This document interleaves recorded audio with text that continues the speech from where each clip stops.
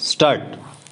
Madam Deputy Chairman, I welcome this opportunity to make a few observations during the discussion on the finance bill.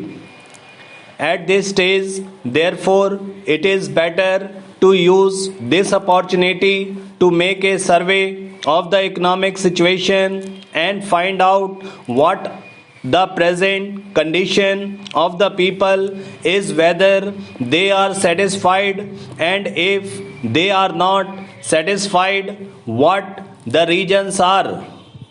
I feel this responsibility is greater today when the American aid is likely to be reduced, and therefore we have got to stand more on our own legs.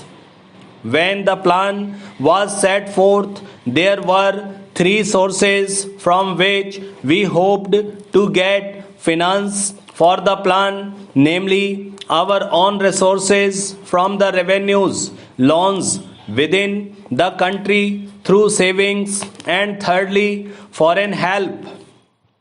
The latter we need not discuss here.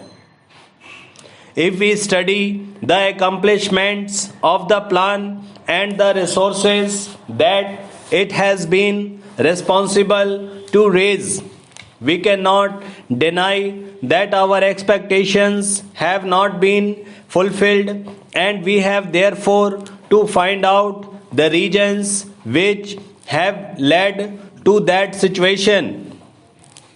Here, incidentally, I would like to touch in sentence or two the entire theme of the speech of Mr. Bhupesh Gupta. It is very easy to say this should be done or this could have been done from the opposition point of view. But I would like to ask him a question and he can reply to it later in some other speech, whether in Russia it would be possible for anybody not in the debate in the parliament but even outside to utter a single sentence against the government policy. In our democratic setup, we have allowed the people to criticize government policies.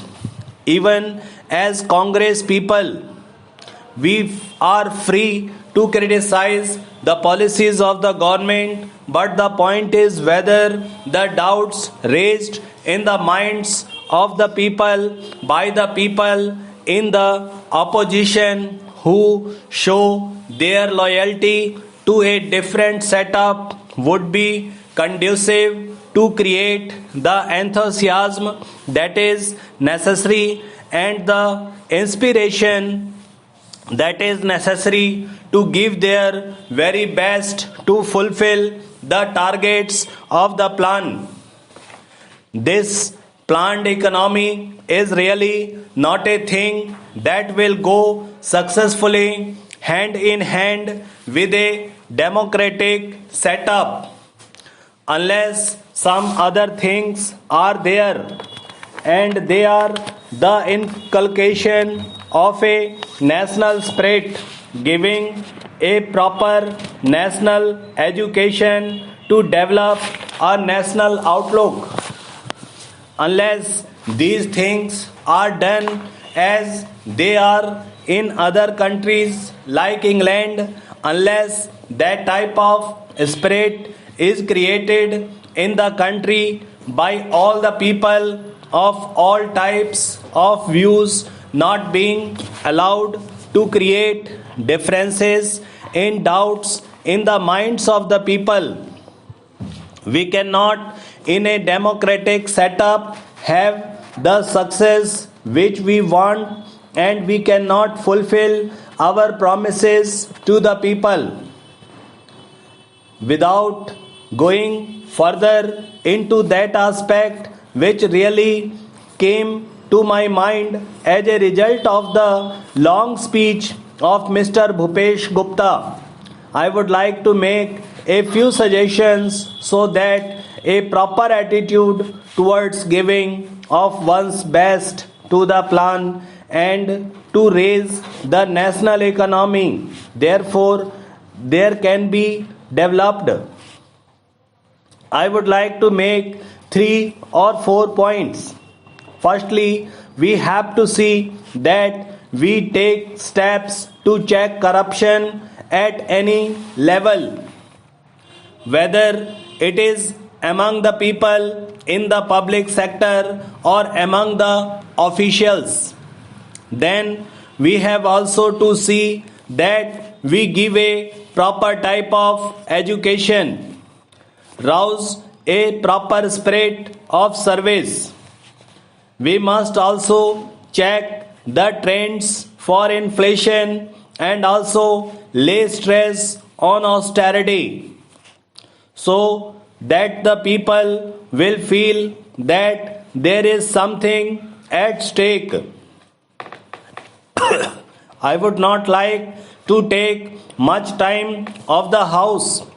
The main problem of our country is the growing population, and in spite of all the efforts that are made to raise the standard of living and raise production, etc., the results are not as easily perceptible as they should have been. That is a separate problem by itself, but in spite of that, it is possible for the government to show better results if the government were to undertake immediately and see that some of the promises that are made, the acts that are passed, and the plans that are drawn up are properly implemented. I have been seeing this lacuna in the present position. Now the government have started a new ministry called the Coordination Ministry. It was very necessary because the plans of the different ministries sometimes were likely to go contrary to each other's aims. I do not want to go into details. For instance, take the question of the promotion of export. A commodity may be exported, but the price of that commodity in the country to the consumer may go on raising.